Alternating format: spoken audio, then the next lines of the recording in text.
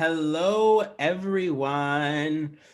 Welcome. As everyone continues to roll in, we'll play a little bit of music and get started here in just a couple of minutes. But while we wait, where's everyone Zooming from today? Please let us know in the chat.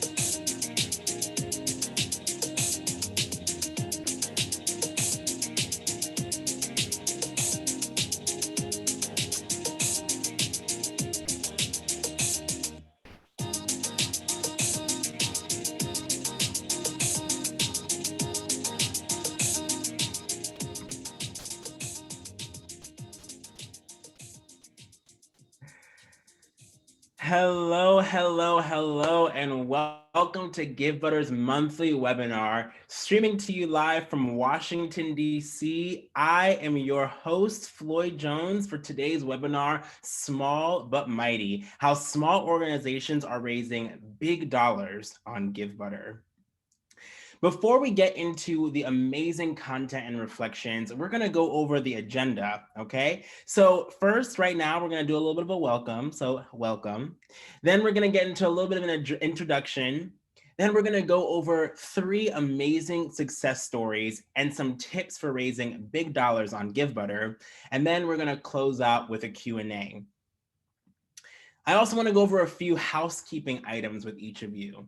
So please use the Q&A to ask questions, okay? My colleagues, Kate and Rachel, are here to answer any and all Givebutter questions that you might have. Also, use the chat. I want you to talk back to me. Give me some emojis. I don't want this to just be a webinar where I talk, you listen, and you leave. I want you to talk back to me. If you like something, give me a hallelujah. Give me an amen. Give me something, okay? I want that feedback so we can be in this together. Next, I want you to know that we're going to email you a recording of this webinar as well as the slide deck. So if you don't get everything, that's okay. Don't worry. We're going to send you all the information that you need. And then make sure you comment why right now in the chat if you are already a part of the Givebutter fam. This is our private Facebook community. Rachel is going to drop a link in the chat now so you can join. It's a great place to connect with other fundraisers after this webinar. For those of you who don't know, this webinar is hosted by the free fundraising platform Givebutter. Our mission here at Givebutter is to help organizations of all sizes raise more, pay less, and give better. To learn more, simply go to givebutter.com. So as I said earlier, I am your webinar host today, Floyd Jones. As I mentioned, I am currently in Washington, D.C. I saw a few of you guys are in Washington, D.C. as well. I am on the Givebutter sales team. A fun fact about me is that I'm also a singer. So I sang at the Apollo, I sang abroad. I also made it to the third round of American Idol. It's okay, I'm not gonna sing for you today. Don't worry, that's another life. Another fun fact is that I have worked with small organizations throughout my entire career, and I've always been a fundraiser.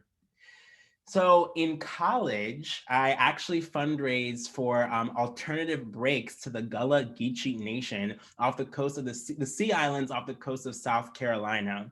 I was raising money to benefit the Gullah Geechee community, and I was able to raise $15,000 for a cultural and environmental restoration project. Fun fact, this picture is the first time I've ever held a turtle in my hands. And this picture is a picture of when the turtle moved for the first time. So I was a little startled, but we made it work.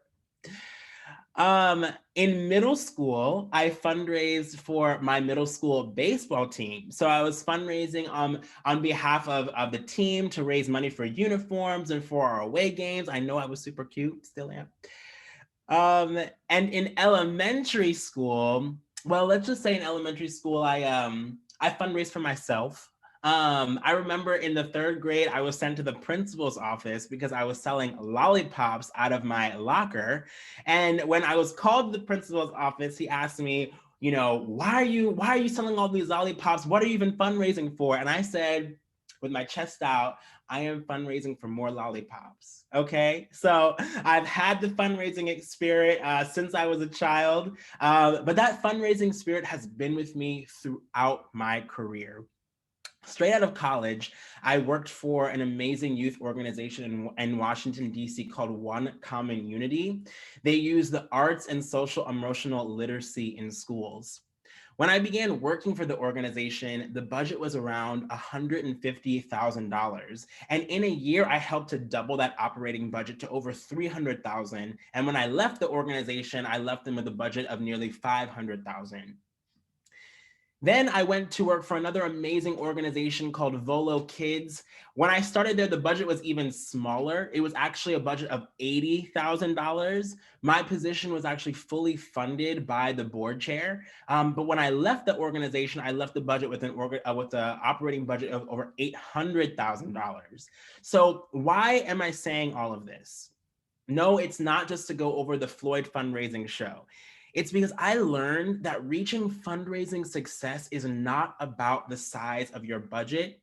It's about the size of your belief.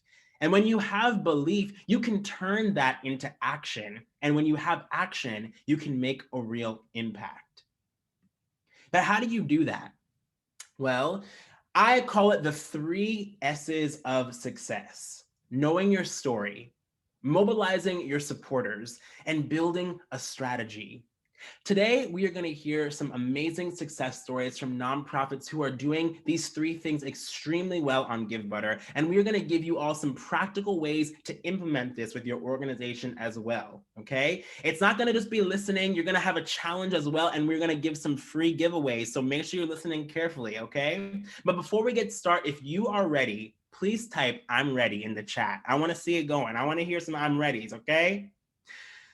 Friendly reminder before we move forward also, please feel free to leave as many questions as you want in the Q&A, okay? We'll be getting to those towards the end. So let's start with Bianca from Marley Box.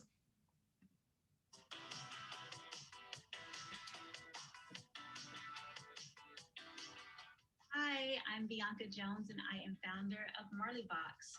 Marley Box is a 501c3 nonprofit, and our mission is to provide all young children the sensory tools needed to support their social, emotional learning and development through imaginative play and literacy exploration. So what exactly does that mean? Well, as to date, we have assembled over 700 Marley Boxes, and we have various themes of Marley Boxes. The most popular theme is our signature diversity themed Marley Box that we distribute directly to the community through our partnerships with community organizations such as school districts and other partners. So every child aged 3 to 6 that we support receives a book along with their sensory bin. The book for diversity is called All Are Welcome, and they receive a sensory bin that includes a couple of different arts and crafts that they can assemble, as well as sensory play that is open play, meaning that there's no correct structure to it. A lot of times it's just reenacting some of the themes that are in the book. So you have homemade scented Play-Doh, you have different manipulatives that represent the theme of diversity. So the great thing about these boxes is that it oftentimes takes a lot of the pressure off of the parents to find various activities, especially in a virtual environment, for children to do. But it also teaches that social emotional skill, whether it's kindness, mindfulness, friendship, financial literacy, and it also gives young children the ability to manipulate something, which is one of the things that they're missing from being outside of the classroom now. So a little bit about my organization. I founded Marley Box back in August 2020. So it's been about 7 months since I founded. And since then, I have been able to raise over $20,000 between grants and donations and other funding avenues. Our projected income for 2021 is $50,000. And so that would include the grants and donations, as well as an annual campaign on Givebutter. Our first Givebutter campaign was actually back in November 2020, so just a few months after we started Marley Box. Our goal was only $5,000, but we were able to surpass that and raise $6,000 in a 2-week time frame. We had 99 supporters, many of which were mothers and other caretakers that could really relate to our mission and really wanted to provide the resources directly to the community. My tip for success would be to really tell your story from your heart. My story had to do with my own daughter who suffered from a sensory processing disorder. That's when I decided to start making these sensory boxes a couple of years ago. I was privileged because I was a former educator and I had access to resources. But I realized that not every family had that luxury, and that it was extremely important that we educate families on sensory processing disorders and sensory inputs. So that was my particular story. And a lot of people, found it relatable, personable, and extremely vulnerable as well, to be able to share that amount of personal information. We donate to causes that we trust. We donate when we know we can make an impact. And we also donate to people that we really care about. So definitely keep your story relatable and when you're sharing your message, and then people will be completely invested in your mission. So much of luck to everybody, and thank you so much for listening to my story. Bye.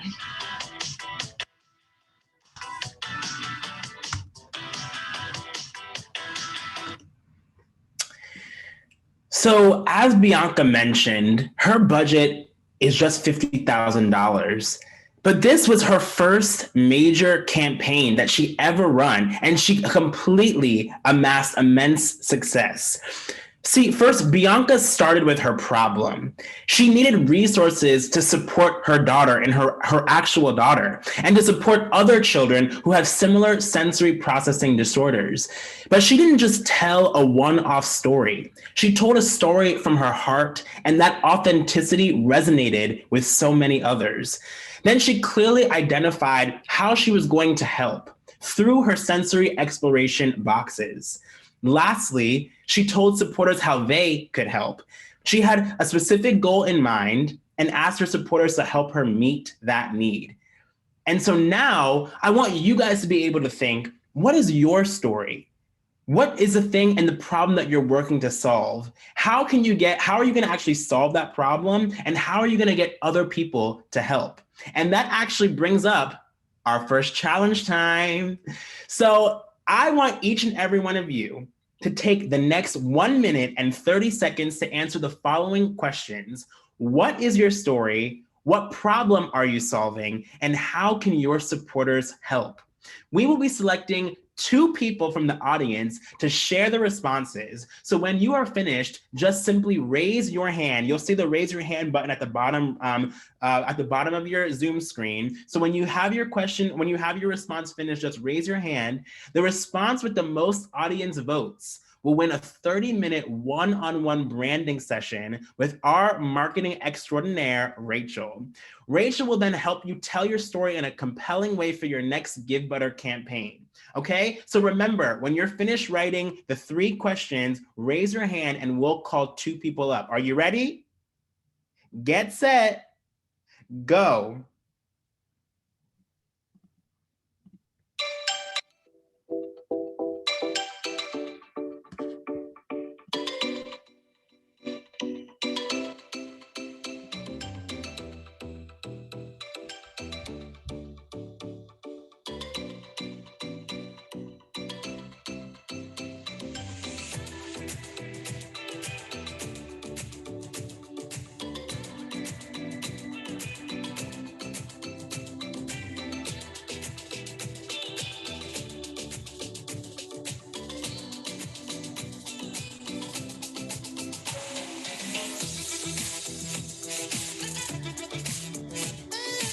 Don't forget to raise those hands.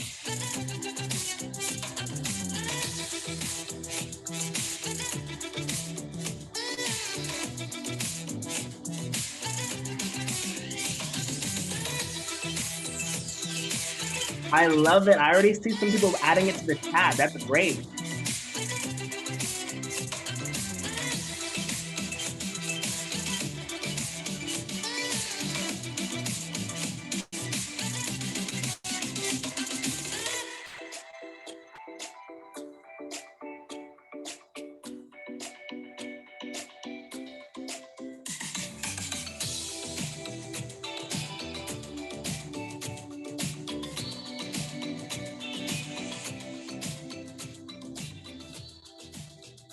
All right, it is time. Miss Rachel, would you mind please bringing up the first person to share their story? You got it. First, we're going to invite up Jessica Santos. I just promoted you to panelist. So if you want to go ahead and share your video and turn off your mic, we'd love to have you share your story. Hey, Jessica, let's hear it. Okay, I don't see me on, but hopefully I'm there. It's okay. We see you. We see you. Okay, so we are found. I work for Wayside Schools. We're a nonprofit charter school network of 5 schools. So what is our unique stories? We are created just by Austin parents for Austin families. We're not a nationwide group. We never will be, because Eastside Austin is incredibly underserved educationally. And there, we mostly serve a BIPOC population and very low income students. So 80% of our students are going to be first in their family to go to college. And we have a college retention program team all the way through to make sure they earn that degree, which is life changing. But how we really need help is that it's a charter school. We get $700 less in funding, even though we're a free public school. And we have to make up that funding difference every year. So anything you can do to help us ensure we have a more diverse leadership population, more diverse legislator, more diverse workforce in the future, every dollar you give us helps us achieve that goal. I love it. Come on, let's give a virtual round of applause for Miss Jessica Santos. Thank you. That was amazing. All right, everybody, remember Wayside, and we are gonna make sure that we put that as one of the options when you guys get ready to vote, okay? All right, Rachel, would you please call up the second guest? Yes, I just promoted Susan. So Susan, if you want to go ahead and unmute and share your video, let's hear your story. Okay, I'm unmuted. Let me get the video going. Sorry. Maybe. There we go. Hello, everybody. Hey, Susan. Hi. This has been, I love this. Well, my name is Susan, and 7 years ago, my daughter and I heard a news report about a veteran that died under a bridge here in Wichita, Kansas. And we were shocked and didn't understand how that could happen, because we were naive thinking the VA took care of all the veterans. Didn't even know there was a homeless situation for veterans, a homeless problem at that time. So we quit our jobs and decided to start Passageways, and Passageways helps those homeless veterans with temporary housing and help them get back on their feet and into houses of their own. And we also furnish those houses for them. So we pay for their missing ID, we pay for birth certificates, things like that. We help them get jobs or go back to school. So we are involved in each of their lives very intricately. Our supporters have been fantastic. We have about 100 volunteers that work with us. And we even have supporters that are now doing crowd fundraising for us. So it's been amazing. And the problem that we're trying to solve is put an end to veteran homelessness. I love that. Thank you so much, Susan. Everyone give a virtual round of applause for Susan. That was amazing. Thank you. Okay, so now is the moment that we've all been waiting for. We are going to launch a poll, and we are going to see who deserves to win this one-on-one branding session, although they both were amazing. Susan or Jessica? Let's get those votes in.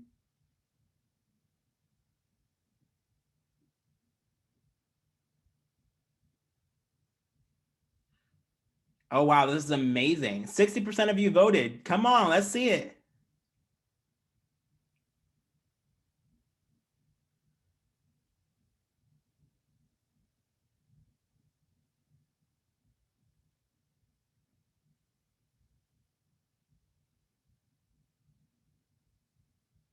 All right, just 10 more seconds.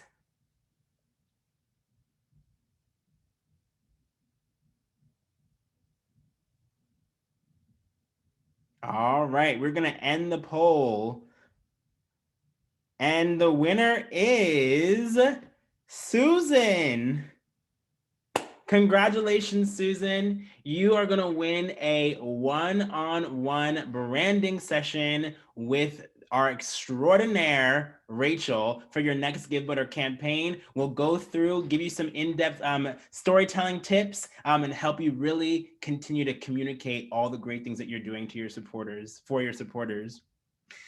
All right, so let's keep going. Are you guys liking this so far? I hope so, because I'm having fun. So next up, we are going to hear from Mira from the Unscripted Project.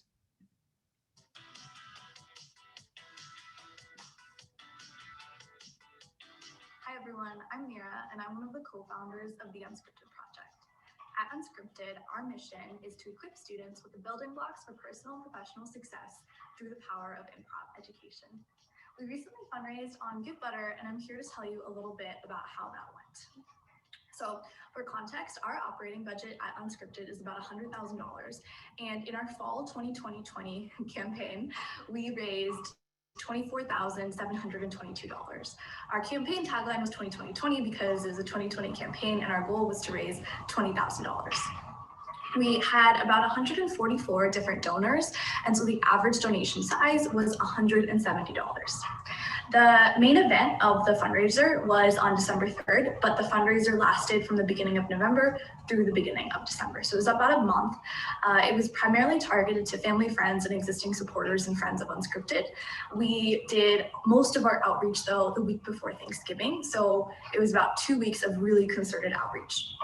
And the structure for the fundraiser and the event was that anyone at all was welcome to donate anything at all, and then they would get a ticket to our live streamed fall 2020 celebration.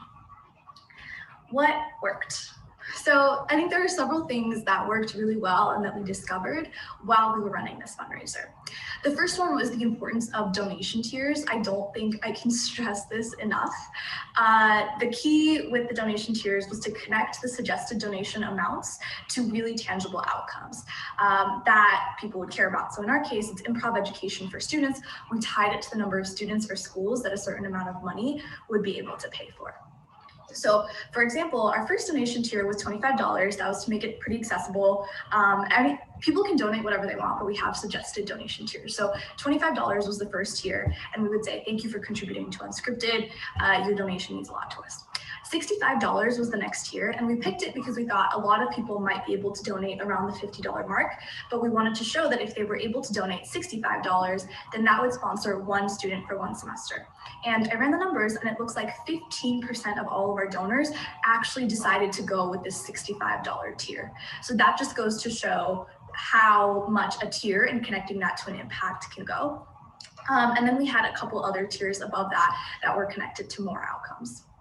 The next thing that worked really well was making the event accessible by saying that you can donate anything at all and then come to our event. That was a really great way to drive traffic to our Givebutter page. People would see what other people were donating, what the different donation tiers were, and what the benefits to donating at different amounts were. And they would typically donate, more than $1. So that was really successful. We worked really hard to put on the event.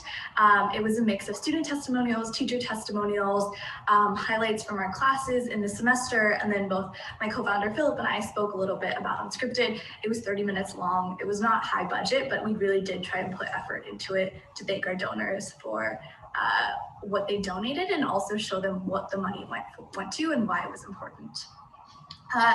Personal outreach is really, really important. Nothing can really beat it. Just directly appealing to your friends, family, and supporters, not asking for any specific amount, but saying that their support means a lot to you really worked well for us. Utilize corporate matching.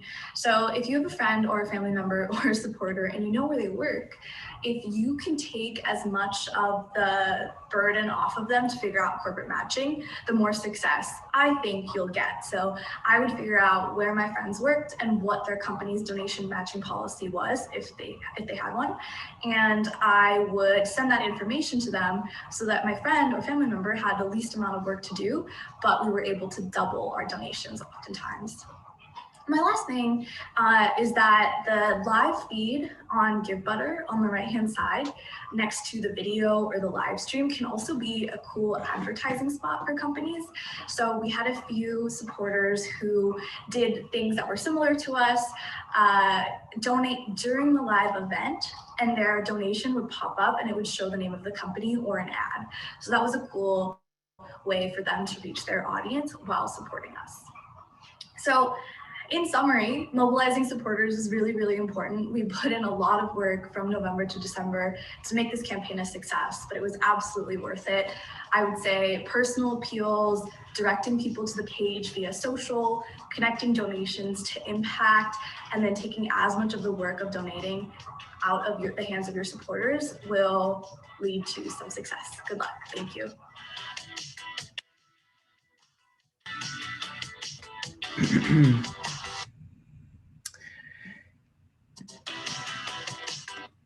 So that was amazing hearing from Mira. So Mira spoke all about the importance of mobilizing your supporters. She really broke it down in an amazing way as well. So first, we have these tips. Make a list. So Mira immediately started thinking with who is in her immediate sphere of influence, okay? Who are the people in her direct network? She mentioned writing down that list of supporters that she knew that she wrote out how to target them as well. Then she talked about organizing her assets. So she got the collateral together and made it very easy for people to be able to understand what they're doing and why they needed their support. Then she talked about sending out that message. She actually reached out. One thing I keep thinking to myself is that so many of us as fundraisers ask ourselves, why aren't we getting the donation? Why isn't the donor making the donation? Why isn't the large donor actually giving the gift? But so little and so few times do we ever take a step back and say, did I actually ask? I always think, and my mom used to always tell me this, you have not because you ask not. If you don't actually go out and ask for a donation, the answer will always be no, okay? And then make sure that you follow up. Follow up when you don't hear from the donor the first time, but also follow up when the donor ends up donating, and make sure you're keeping those lines of communication open.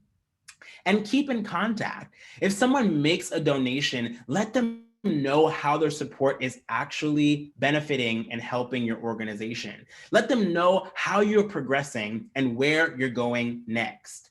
A couple of other things that Mira mentioned that I wanted to just point out. She also talked about the importance of organizing your donation amounts so that your donors know the exact impact of their investment. She talked about the idea of going from 25 to 65. One thing that I see nonprofits do all of the time is they take those donation amounts very arbitrarily.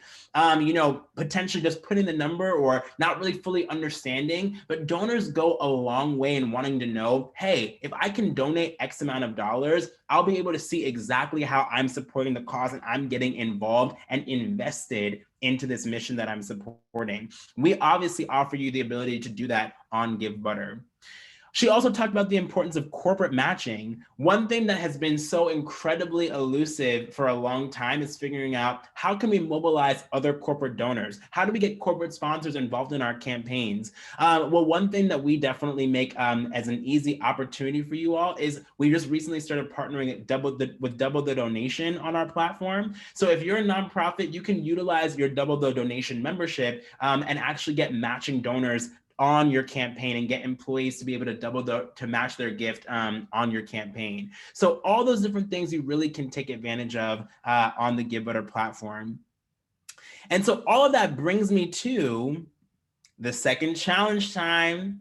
That's right, it's challenge time again. So this challenge is a little bit more simple, okay? I want you to write down as many names as you know, okay? I'm gonna give you 30 seconds. We're gonna put 30 seconds on the clock, but they have to be actual names. They can be volunteers, they can be corporate, they can be sponsors, they can be past donors, it doesn't matter, but make sure that they are actual people, okay? You're gonna get 30 seconds to write down as many names as you know. And I want you to drop that number in the chat. How many names were you able to get? Okay, does that make sense? All right, Miss Rachel, can you put 30 seconds on the clock, please? Are you ready? Get set, go.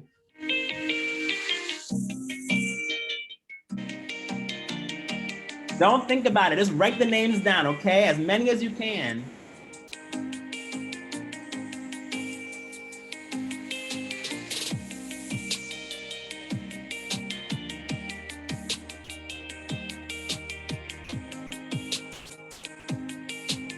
Five seconds.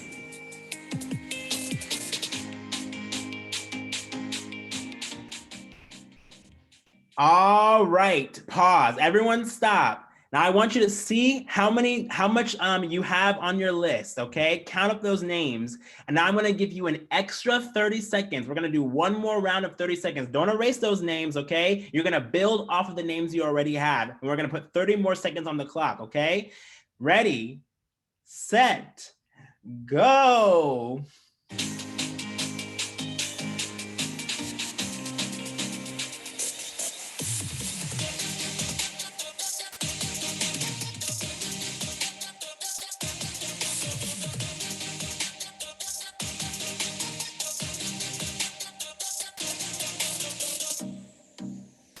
Ten more seconds.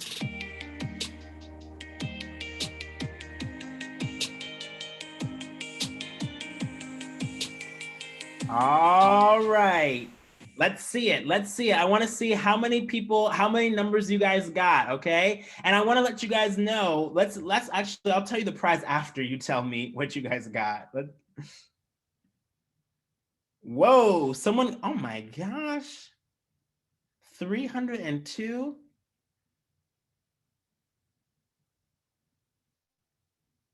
Oh, that's a good question, Bruce. Make sure you add that question to the Q&A. I definitely want to talk about that, okay? All right.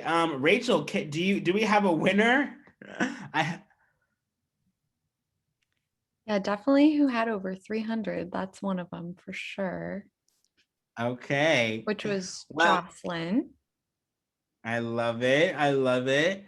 Okay, well, the winner, and Rachel's gonna message you directly, you are gonna get some free Givebutter swag. We're gonna send you some awesome Givebutter swag, and we're gonna send that to you, and Rachel will reach out to you as well, okay? All right. So my main takeaway that I want you guys to walk away with this is, yes, the numbers matter, but this is your direct sphere of influence. So for those of you who could only come up with 30 names or 50 names or whatever, remember, those are the people who are directly in your network, but each of those people have their own sphere. Each of those people have their own network that they can tap into. The importance here, and that's why we're going in this order, is know your story, because your story is going to be the initial spark to touch your supporters. But once your supporters get that spark, it's going to spread like wildfire. You're going to be able to get more people to coalesce around your cause and help you ultimately make a difference. Okay. So remember, it's all about the numbers. It's ultimately a numbers game. So the more people you can bring into your sphere of influence, the more people you can touch to help you raise more dollars. All right. So finally, we have our third testimonial, and this is from Joe with Teton Adaptive.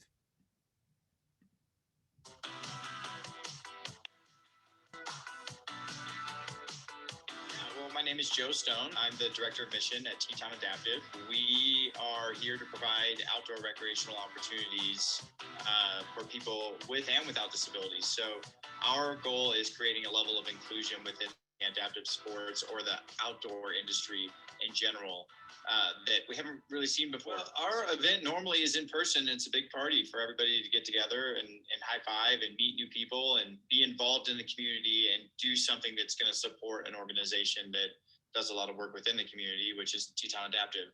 So it's normally a dinner, and there's live auctions and raffles going on, and it's just a big fun event for people of all walks of life to be able to support at whatever level they want to support us. And as all of us have gone through, COVID has made that very big challenge to have to overcome. Like, how do we continue engaging the community around us? How do we continue raising funding, because that's needed for a nonprofit?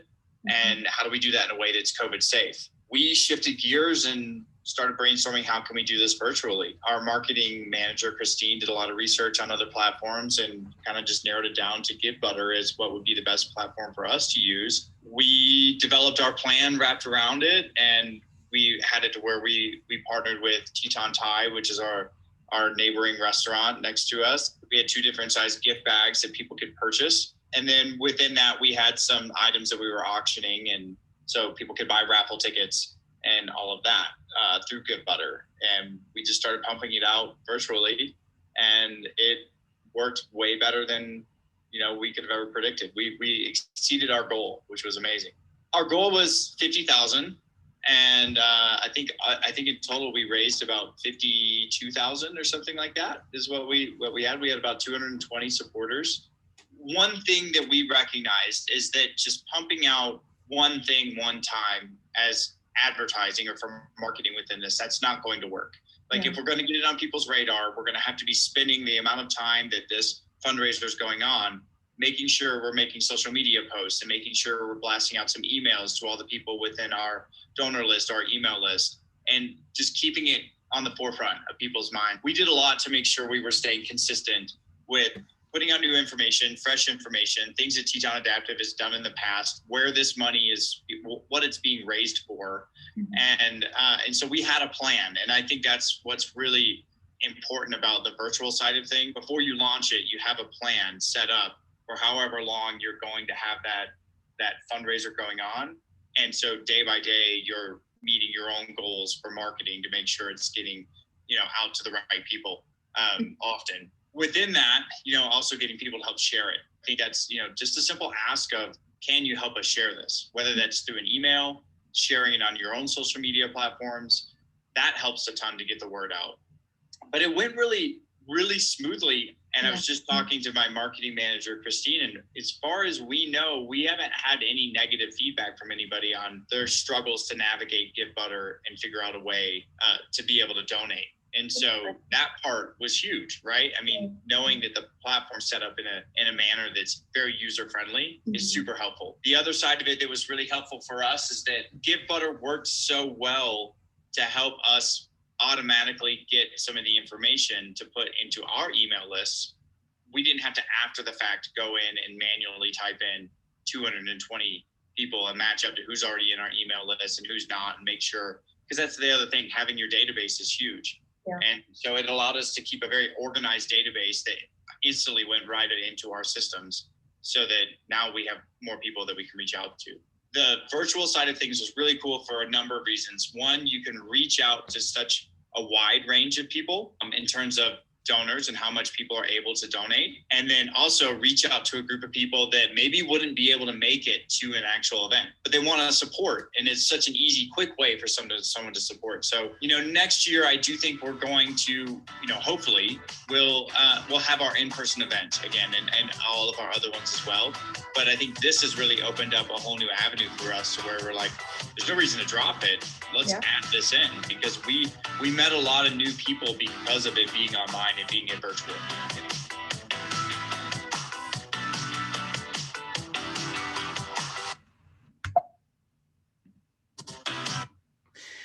All right, so this brings me to our third and final S, and that is build a strategy. So at Teton Adaptive, their budget was just over $220,000. They had a strong core of supporters, but they knew that in order to take their operation to the next level, they needed a strategy. So here are the three key things that I always tell nonprofits. One, build out a plan. A goal without a plan is a wish, okay? They knew how much they were going to raise, they knew their key dates, and they knew who they would need to contact to get them to their goal. But then they also broke down their timeline. They were intentional about communication and a timeline for when that communication and then when important benchmarks would be communicated to their community and constituents. So always knowing what the key benchmarks are, the key dates of your campaign are going to be so critical and so key. For me, I like to use my planner on Asana, and we have like a master calendar that we work with. Whatever the system and platform is, definitely use that. And that actually brings me to point 3, which is organize your systems. So they use systems for posting on social media. They used a mail service for reaching out to their supporters. They used Givebutter for actually taking their donations. And then they had their own donor management software system to follow up with their donors. So they knew what systems to use and when to use them to reach optimum success.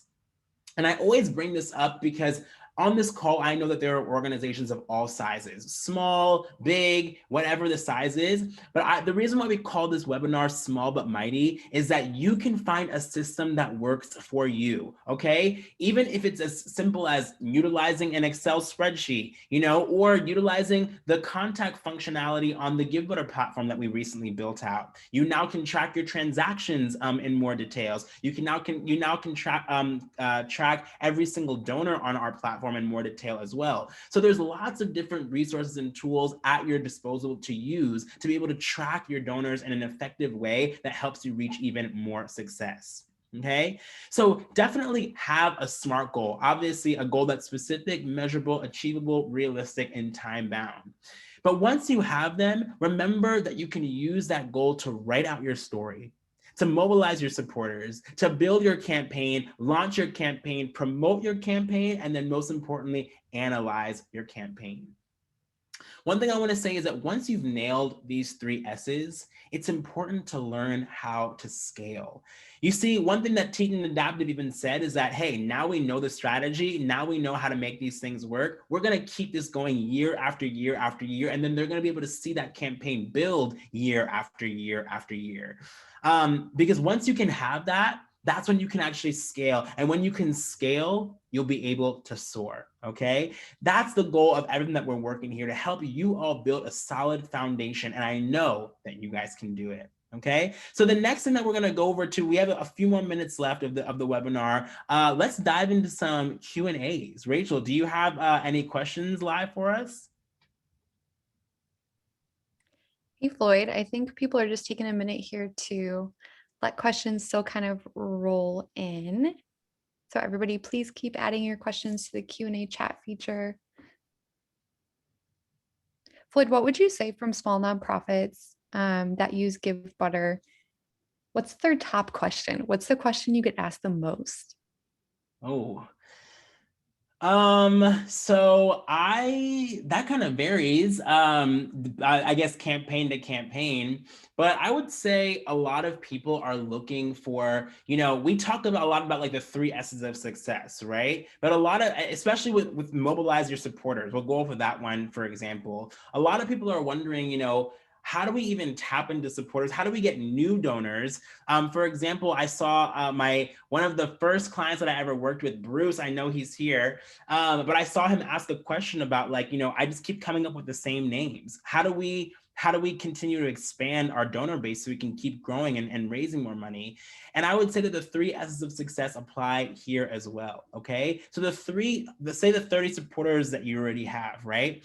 Right now, we try to target them in a mass way. We send a mass email and say, okay, hey, it's time to donate, let's go ahead and make that donation. But do we ever think about how can we take that to the next level? Because those 30 names are more than just names. They're actual people. So that's 30 individual conversations in my head that can be had. And when you sit down with those people, you can say, hey, what connects you to our cause? You know my story. You know why I started the organization, but what's your story? What's prompting you to get involved and donate and invest in this organization? Because if every single person knows their story, they can start getting their supporters. And when they get their supporters, they can now build their strategy. And when they get their strategy, they can now scale what they're doing. So it's cumbersome. I know it's hard when you're a small organization because you're often scrapped, but everything can start with a single plan. Everything can start with a meeting. You can just book, say, hey, the next 6 months, I'm going to just schedule 2 donor meetings a month. And I'm going to have these conversations because I promise you those small investments in the beginning are going to bring long-term gain in the long end. It's an investment and you'll reap the rewards of that investment in the long term. So good. Thanks, Floyd. We have a question here from Jocelyn. How often would you recommend emailing your donor list during the span of a fundraising campaign? For example, my upcoming one will be a live event in May with an online campaign leading up over a 6-week period. Unsubscribe is a real fear. That's so great. And Rachel, feel free to jump in as well, because you're our marketing guru. But one thing that I've seen over time, and so many people have this fear of unsubscribe, and it is real. Eventually, you are going to get some people who unsubscribe. But one thing that I have realized is that, especially when it comes to nonprofits, if people have signed up for your mailing list, they've signed up for a reason. People are going to actually enjoy getting the responses from you. And maybe they might not open your email right away, but eventually they will. And actually studies show, I wish I had the number right off the top of my head, but studies show that donors actually enjoy hearing from the nonprofits that they support. And a majority of donors actually feel like they don't get enough information from the nonprofits that they support. So if you're running a campaign and you make it very clear what this campaign is for, people are going to be okay with you sending, information about it. They want to know what's going on. I can think of a few organizations off the top of my head that I get emails from them probably every other week. And even if I don't read every one of them, I open them up every once in a while to see what's going on and to see how my donation helped. And I know that I personally like it. And it goes the same for other donors. So I would say lean into it. And more specifically, send an email at the beginning of the campaign to let people know exactly what the campaign is about. And also set their expectations. Say, hey, I'm going to send you guys an email once a week leading up to this campaign so you know what's going on, just so they know what they're getting into. And then send them those periodic updates to keep them involved and invested. And then the second thing I would say is also make sure it's you're adding something new as well to the messaging. I always say communicate with intention. So if you have a reason and a purpose behind your message, it's going to go a long way as opposed to just sending an arbitrary email. What would you say? Would you agree with that, Rachel? Oh yeah, definitely. And I would also say, don't be shy. As your event gets closer to send more and more communication, because we know on Givebutter side of things that so many people register within the last week for a live event. So don't be shy about sending an email the week before, 24 hours before, 1 hour before. It might seem like overkill for 1 week, but trust me, people won't mind hearing last minute from you on your event. So best of luck to you, Jocelyn. We have another question here from David for you, Floyd. What role or roles does Givebutter play in a campaign other than being the platform for processing donations? That's a great question. So, oh man, I feel excited about saying that. Well, I would say our long-term vision and at the end of the day is to really be a full fundraising suite. So that way you can tap into us and work with us on all components of your campaign. So yes, the main core of what we do is we're a platform to process donations, but we're so much more because with the social media infused that all of our pages do, you can, share your campaign directly on social media from one of our pages. And now we're not just processing donation, we're a communication tool, okay? And even on our system, you have things like our supporter feed. Now we're a community hub where you can bring your community together to actually communicate through every single donation. You can add a live stream video to our page. And now we're a media entertainment platform where you can actually share this compelling story in real time. And then I'm super excited that if we launched our new partnership program that Rachel and Ari, our co-founder, are leading up. And we have some amazing, amazing partners and consultants from all across the country who are joining what we're doing and working side by side with us. So now if you have an issue and an inquiry regarding building a website, we have a partner now who can help you do that. If you have a problem in thinking, okay, I want to build a communication strategy, we have a partner who can help you do that. So we are way more than just a fundraising platform. We want to help you all throughout your fundraising journey and get you to that place of success. So good, Floyd. I have a question from Arthur. Not totally sure what this stands for, Arthur, so you may have to help us in the chat. Can you fundraise in GBP now? I don't British know that. pound?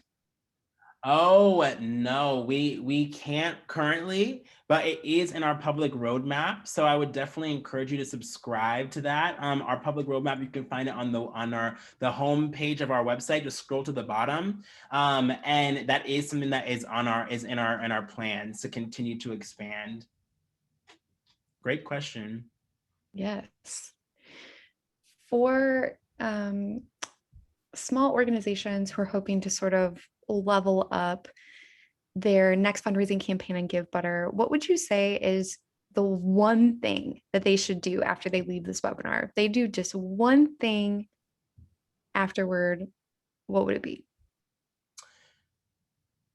Oh, man, I want to say the 3 S's, but I feel like it depends on where you're at in the journey, okay? So I think that the 3 S's of success can be implemented at any place in the journey. So for example, if you're an upstart organization, okay, and you have yet to launch your first major campaign, hone in on focusing on your story, okay? Definitely focus on your story because everything stems from the story. Whether you're going to reach a corporate organization, whether you're going to secure a big grant, whether you're going to get a large donor, it all starts with why. I know we talk about that all the time. Start with why, but it's really true. People are going to get involved because of your story. So I would say definitely start there. If you're an organization who can tell your story pretty well, and now you're trying to, do some more outreach for your next campaign, then I would say focus on your supporters. I would say especially donor burnout, I would say is a real thing as well. So I think about figuring out who are your supporters, who are in your sphere of influence. For some of y'all people who have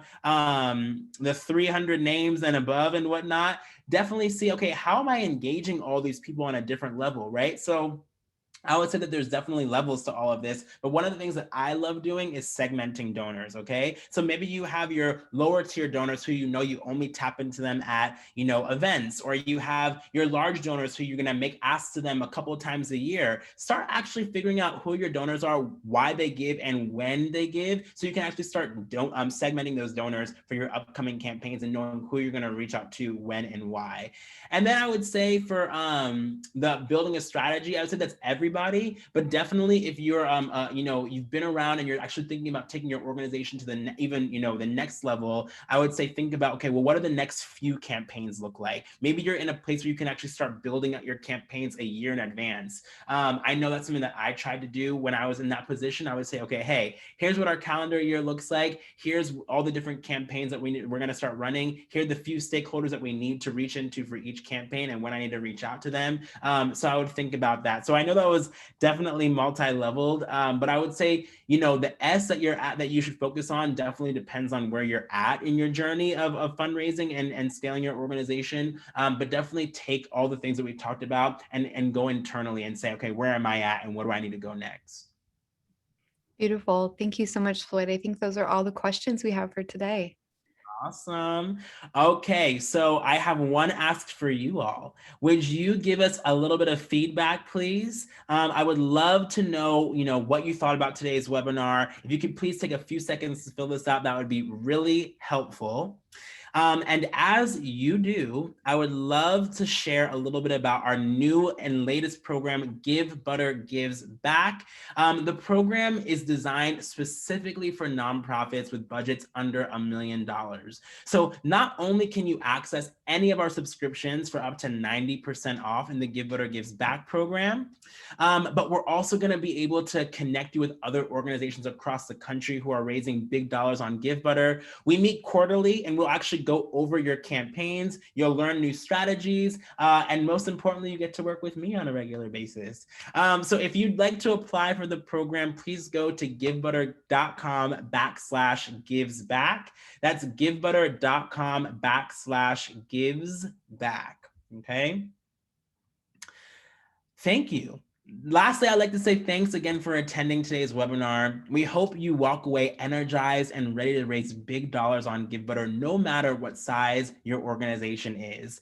Also, save the date. Our next monthly webinar is happening on April 14th at 2 p.m. We're going to talk a lot about increasing donor retention with our special guest, Lynn Wester from the Donor Relations Guru. Until then, happy fundraising and goodbye, everyone.